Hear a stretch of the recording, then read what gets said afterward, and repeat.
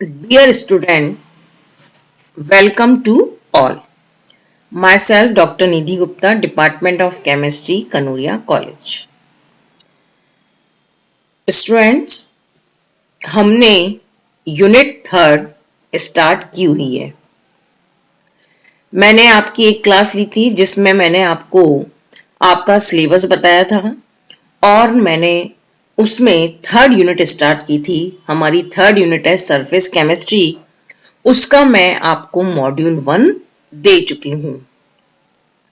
Module 1 में मैंने आपको टर्मिनोलॉजी और इसके बाद 2 टॉपिक मैंने कराए थे। आज हम अपना मॉड्यूल 2 शुरू कर रहे हैं। मॉड्यूल 2 में हम 2 इक्वेशन लेंगे। ये दोनों ही इक्वेशन एग्जाम के पॉइंट ऑफ व्यू से बहुत ही इंपॉर्टेंट है।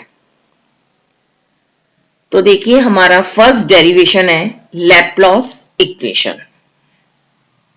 लैप्लास ने दी थी, इसलिए इसका नाम ही है लैप्लास इक्वेशन। देखिए ब्रैकेट में क्या लिखा हुआ है, pressure difference across curved surface. Laplace equation क्या बताती है, कर्व्ड सरफेस के आसपास, कर्व सरफेस का अंदर और बाहर का प्रेशर डिफरेंस क्या है। कर्व सरफेस की बात करनी है हमें और कर्व सरफेस का डेल्टा पी इसने बताया है। लैप्लास ने प्रेशर डिफरेंस को गामा गामा यानी कि सरफेस टेंशन से कोरिलेट किया है।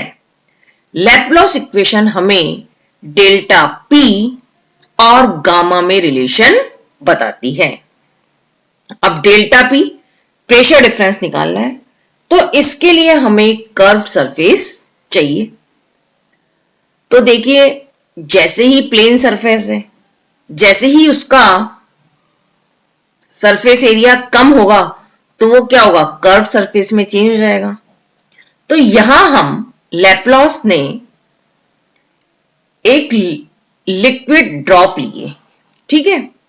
लिक्विड ड्रॉप जो है उसको एक स्फेरिकल माना है और ये माना है कि जो लिक्विड ड्रॉप है उसके अंदर भी प्रेशर है और उसके बाहर भी प्रेशर है। लिक्विड ड्रॉप को ये मान लिया गया है कि लिक्विड ड्रॉप जो है उसके चारों ओर एयर की एक पतली सी फिल्म होती है। तो ये देखिए, हमारी ये लिक्विड ड्रॉप है। ये माना है कि लिक्विड ड्रॉप के अंदर प्रेशर P1 है और बाहर प्रेशर है P2। P1 है प्रेशर इनसाइड द ड्रॉप और P2 है प्रेशर आउटसाइड द ड्रॉप। क्योंकि हमें डेल्टा P ही निकाला है, तो हमने एक लिक्विड ड्रॉप ली है जो कि स्फेरिकल है और उस स्फेयर की रेडियस है R। और हम ये मान रहे हैं कि उस लिक्विड ड्रॉप के आसपास एक एयर की पतली फिल्म है, तो उसके बाहर भी एक स्फेयर बन रहा है जिसकी की रेडियस है dr। एक्चुअल में ये जो dr है ये बहुत ज्यादा नहीं है, ये नेग्लिजिबल ही है, ठीक है। तो हमारी ये ड्रॉप बन गई, 2 तरह के सर्किल हो गए, अंदर वाले की रेडियस हो गई r और बाहर वाले की रेडियस हो गई r प्लस dr। ये सब कुछ लिखा हुआ है यहाँ पे। अब हमने कहा है कि इस लिक्विड ड्रॉप पर 2 टाइप के फोर्स काम कर रहे हैं, ठीक है। अब देखिए, सबसे पहले हमने निकाला है ये जो लिक्विड ड्रॉप बनी है, तो बनने में जो एरिया चेंज हुआ है delta A equals to A2 minus A1। एक सर्किल बाहर वाला हो गया और एक सर्किल हो गया अंदर वाला। हमें चेंज इन एरिया निकालना है। तो स्फेयर का एरिया क्या होता है, 4 पाई आर स्क्वायर। तो बाहर वाले का हो गया r, लिख दिया हमने r प्लस डी आर का स्क्वायर और यहां केवल r आएगा। तो ये इसको सॉल्व किया, ये आया, तो ये इस तरह से आ गया। और हम कह रहे हैं कि डी आर, ये जो इक्वेशन 1 आ गई हमारी, चेंज इन एरिया है A2 माइनस A1। ये आया हमारी इक्वेशन 1। हम कह रहे हैं कि dr is very small, so dr square को हम नेगलेक्ट करेंगे, तो ये जो है हमारी इक्वेशन हो गई। ये आ गया चेंज इन एरिया, और ये है हमारी इक्वेशन 2। ठीक है, अब हम निकाल लें the work done in change in area. तो वर्क डन होता है गामा डेले, तो ये आ गया आपका, गामा लिख दिया हमने, गामा आप जानते हो, डेले हमने लिख दिया चेंज इन एरिया। तो ये है इक्वेशन 3। अब हम निकाल रहे हैं change in volume, dv equals to v2 minus v1, और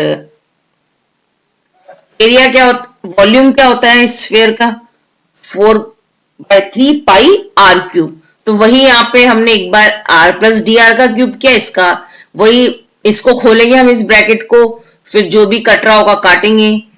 यहाँ हम D R square D R cube को नेगलेक्ट करेंगे, तो ये सॉल्व करेंगे, बिल्कुल सिंपल सी थोड़ी सी मैथ्स है। तो ये आ गई हमारी इक्वेशन 4। ये है इक्वेशन 4। यहाँ 3 से 3 कैंसिल हो गया, तो ये हो गया आपका चेंज इन वॉल्यूम। ठीक है, now the work done in change in volume. पहले तो हमने वर्क डन निकाला था गामा डेले, हम ये भी वर्क का फॉर्मूला होता है डेल पी डीवी, तो डेल पी हमने लिख दिया P1 माइनस P2, और ये वैल्यू आ गई। अब इक्वेशन 3 भी हमारी वर्क है, इक्वेशन 5 भी जो है हमारी वर्क है। तो इन दोनों इक्वेशन से दोनों को लिखा हमने, इजिकल टू कर दिया, जो भी कुछ कैंसिल हो रहा था कैंसिल कर दिया, और हमें ये इक्वेशन मिल गई 2 gamma equals to delta P R. तो delta P equals to 2 gamma upon R, ये है इक्वेशन 6। डेल पी है प्रेशर डिफरेंस, गामा हमें पता ही है, और आर भी हमें पता है रेडियस ऑफ लिक्विड ड्रॉप। तो ये है इक्वेशन 6, और ये इक्वेशन 6 हमें क्या बता रही है कि डेल्टा पी और गामा एक दूसरे के डायरेक्टली प्रोपोर्शनल है। ये फिर हमने ग्राफ भी बनाया है, डेल्टा पी और गामा के बीच में स्ट्रेट लाइन ग्राफ आएगा, y is equal to m x से, m होता है स्लोप, और यहां पे हम जब रखेंगे तो वैल्यू आ जाएगी स्लोप की 2 upon r। Straight line graph है, जो कि ये बता रहा है कि प्रेशर डिफरेंस बढ़ने से सरफेस टेंशन भी बढ़ रहा है, प्रेशर डिफरेंस कम होगा तो सरफेस टेंशन भी कम होगा। तो ये हो गई हमारी लैप्लास इक्वेशन। सिंपल सा डेरिवेशन था, हमने एक लिक्विड ड्रॉप ली और हमने ये माना है कि लिक्विड ड्रॉप के अंदर प्रेशर ज्यादा है, बाहर प्रेशर कम है, और उस पर फिर हमने दो तरह के वर्क काम कर रहे थे। एक बार तो हमने चेंज इन एरिया लिखा, एक बार चेंज इन वॉल्यूम, फिर दोनों को इक्वल करके हमने निकाल लिया डेल्टा पी। तो ये है हमारी लैप्लास इक्वेशन। इसी की तरह का हमारा दूसरा डेरिवेशन है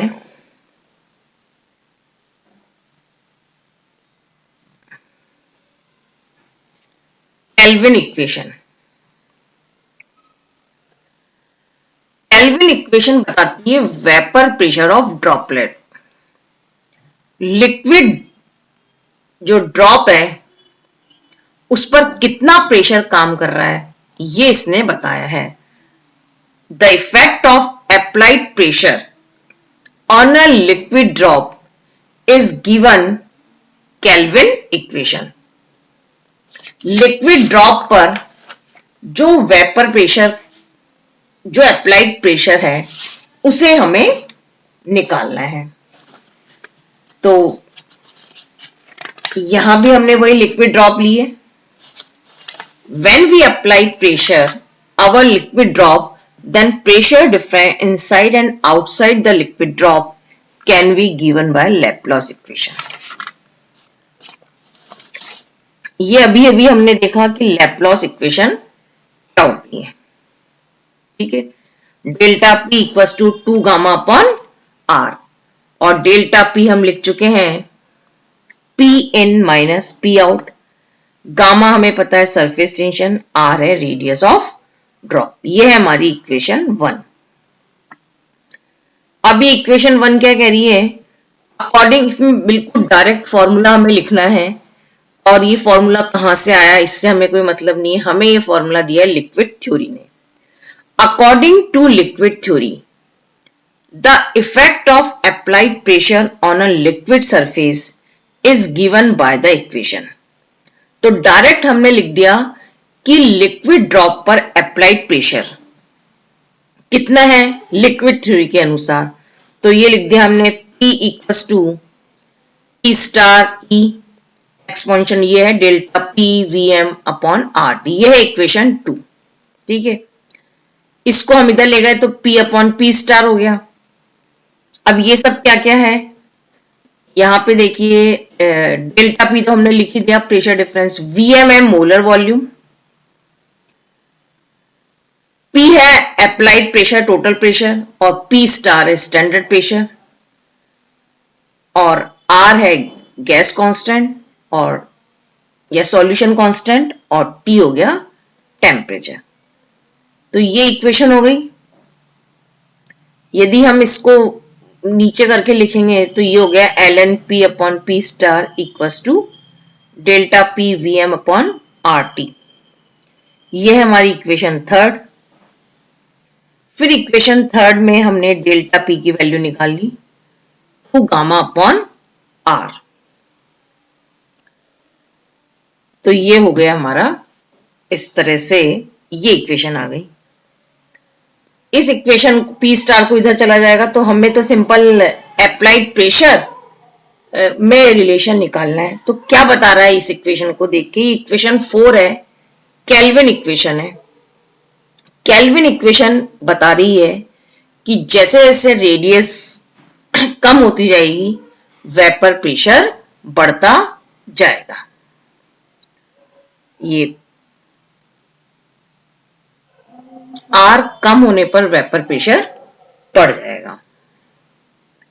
तो ये तो सिंपल सा है, जिसमें हमने लैप्लास इक्वेशन ली और लैप्लास इक्वेशन से डेल्टा P की वैल्यू रख दी, फिर ये लिक्विड थ्योरी से फॉर्मूला रखा और ये वैल्यू आ गई। तो इस तरह से हमने रिजल्ट निकाला कि जैसे जैसे रेडियस कम होगी उस पर वेपर प्रेशर बढ़ेगा। तो ये दोनों ही डेरिवेशन एग्जाम के पॉइंट ऑफ व्यू से इंपॉर्टेंट है, लैप्लास इक्वेशन और केल्विन इक्वेशन। इसके बाद हम अपने लास्ट क्लास, नेक्स्ट जो क्लास होगी उसमें हम करेंगे गिब्स एडजॉर्प्शन आइसोथर्म। तो गिब्स एडजॉर्प्शन आइसोथर्म जो है काफी लंबा डेरिवेशन है, और ये भी जो है एग्जाम के पॉइंट ऑफ व्यू से काफी इंपॉर्टेंट है। गिब्स एडजॉर्प्शन आइसोथर्म, आइसोथर्म क्या होता है, कांस्टेंट टेम्परेचर पर P और V के बीच में जो ग्राफ खींचा जाता है उसे हम कहते हैं आइसोथर्म। तो हमारे सिलेबस में लैंगुमर और फ्रेंडलिच 2 आइसोथर्म हमें पढ़ने हैं। तो नेक्स्ट टर्न पे हम इसे स्टार्ट करेंगे। ठीक है, चलिए, ओके, थैंक यू।